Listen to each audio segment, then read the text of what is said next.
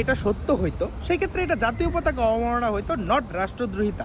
But Chinmoy Krishna Das ব্রহ্মচারী প্রভু গত কয়েকদিন আগে তার বিরুদ্ধে চলমান বানোয়াট 6টা ফৌজদারি মামলা থেকে 2টা মামলায় জামিন পাইছে। এটা অবশ্যই একটা সুখকর এবং এটা স্বস্তিকর বিষয়, কিন্তু আপনি 2024 সালে ফেরত যান যে শ্রীপাদ চিন্ময় কৃষ্ণ দাস ব্রহ্মচারী প্রভুকে আসলে কেন গ্রেফতার করা হয়েছে বা কেন আটক করে রাখা হয়েছে, তার বিরুদ্ধে অভিযোগটা কি। দেখেন, তার বিরুদ্ধে আনা হয়েছে কি রাষ্ট্রদ্রোহিতার অভিযোগ। এখন দেখেন, রাষ্ট্রদ্রোহিতার অভিযোগ আনতে হলে মামলা করতে কিন্তু স্বরাষ্ট্র মন্ত্রণালয়ের পারমিশন লাগে।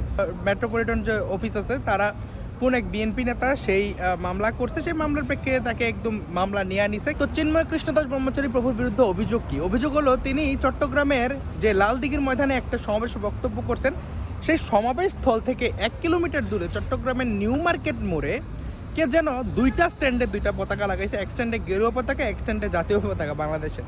তো সেইটা যখন দূর থেকে ছবি নেওয়া হয়েছে সেখানে দেখা গেছে যে গেরুয়া পতাকার নিচে বাংলাদেশের পতাকা। তো ধরলাম যদি এটা সত্য হইতো সেই ক্ষেত্রে এটা জাতীয় পতাকা অবমাননা হইতো, নট রাষ্ট্রদ্রোহিতা। এখন দেখেন, এই যে যারা এই পতাকাটা লাগাইছে সেটার কিন্তু আপনার অনেক ভিডিও ফুটেজ আছে, ছবি আছে, কিন্তু তারপরেও এই জাতীয় পতাকা অবমাননার দায়ে তাকে রাষ্ট্রদ্রোহের অভিযোগে আটক করা হইল। আটক করার পরবর্তী সময়ে তাকে যখন কোর্টে প্রেরণ করা হইলো, সেখানে হিন্দু সম্প্রদায়ের আন্দোলনে স্যাবাটুজ করা হইলো রাজনৈতিকভাবে। সেখানকে একজন আইনজীবীকে বলির পাঠা বানানো হইলো। সেখানে হিন্দু সম্প্রদায়ের মানুষজন বলা হইতেছে তারা নাকি সন্ত্রাস করতে, অথচ দেখা গেল এটা কোনো সাম্প্রদায়িক সহিংসতাই ছিল না। কয়েকদিন আগে শরীফ নামের একজনকে আটক করা হইলো। তো এখন দেখেন, তিনি পুলিশের কাস্টডিতে আছে, তিনি প্রিজন ভ্যানে আছে, তিনি কি বক্তব্য দিতে, এবং তাকে বক্তব্য দিতে হ্যান্ড মাইক পুলিশ দিছে, তিনি কি বক্তব্য দিচ্ছে সেইটা রেকর্ডেড আছে। নট এনি সিঙ্গেল পার্সন দেখাইতে পারবে না তিনি কোনো উস্কানিমূলক বক্তব্য আগস্টের পরবর্তী সময়ে কখনো দিছে রাষ্ট্রের বিরুদ্ধে, কোনো ধর্মের বিরুদ্ধে। তিনি যে কোনো মুসলিম সংগঠনের সাথে তিনি বসছে, আলোচনা করছে, কিন্তু রাষ্ট্র বুঝাইতে চায় যে তোমরা হিন্দু, তোমরা দ্বিতীয় শ্রেণীর নাগরিক, তোমরা কেন আন্দোলন করো, তোমরা কেন তোমাদের অধিকার বুঝা নিতে চাও। তিনি যখন প্রথমবার এই মিথ্যা রাষ্ট্রদ্রোহিতার মামলা থেকে জামিন পাইলেন, পরদিনে তাকে 4টা মামলায় সৌনেরেশ দেখানো হইলো। তার মানে কি, রাষ্ট্র তাকে আটকে রাখতে চাইছে। বাংলাদেশের হিন্দু সম্প্রদায়ের মানুষজন কূটনীতিকভাবে কতটা দুর্বল, রাজনৈতিকভাবে কতটা দুর্বল, ঢালাওভাবে বিএনপি সরকারকে ভোট দিছে। আমরা তো কোনো সন্ত্রাসীর মুক্তির জন্য দাবি করতেছি না। 5ই আগস্টের পরবর্তী সময়ে হাজার হাজার সন্ত্রাসী জেল থেকে বাইরে গেছে, মার্ডারার বের হয়েছে, যারা ব্রগার কিলিংয়ের প্রত্যক্ষ উস্কানিদাতা, ধর্মীয় উস্কানিদাতা, এইসব জঙ্গিরা বের হয়ে গেছে।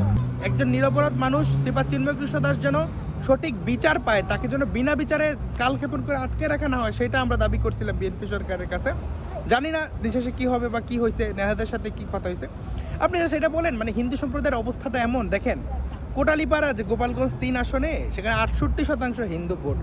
সেখানে এমপি জিলানিকে হিন্দুরা মানে নানানভাবে ধর্মীয়ভাবে অভ্যর্থনা জানায়, কিন্তু সেইখানে একটা নাবালিকা হিন্দু মেয়ে যখন এক মুসলিমের বাড়িতে চলে আসে, এক হিন্দু সংগঠন তুষার গাইন যখন তাকে উদ্ধার করতে যায়, এই যে জিলানি রাজনৈতিক হিংসার বশবর্তী হইয়া যে তুষার গাইন কেন জিলানি নির্বাচন না করে গোবিন্দচন্দ্র প্রামাণিকের নির্বাচন করলো, তাকে সাম্প্রদায়িক ট্যাগ দিয়া, ভারতের দালাল ট্যাগ দিয়া তাকে জেলে ঢুকাই দিছে। কিন্তু হিন্দু সম্প্রদায়ের মানুষজন দেখলাম যে অনুষ্ঠানে তাকে আবার প্রধান অতিথি করে নিতেছে। আপনারা খুশি হন, খুশি হওয়ার মতোই সংবাদ, বাট আপনারা এটাও মনে রাখেন যে কিভাবে কি জঘন্য একটা খেলা খেলা শ্রীপাদ চিন্ময় কৃষ্ণ দাস ব্রহ্মচারী প্রভুকে আজকে 2 বছর কারান্তরীণ করে রাখা হয়েছে। ধন্যবাদ সবাইকে। ভিডিও ভালো লাগলে লাইক, কমেন্ট, শেয়ার করে পাশে থাকতে পারেন।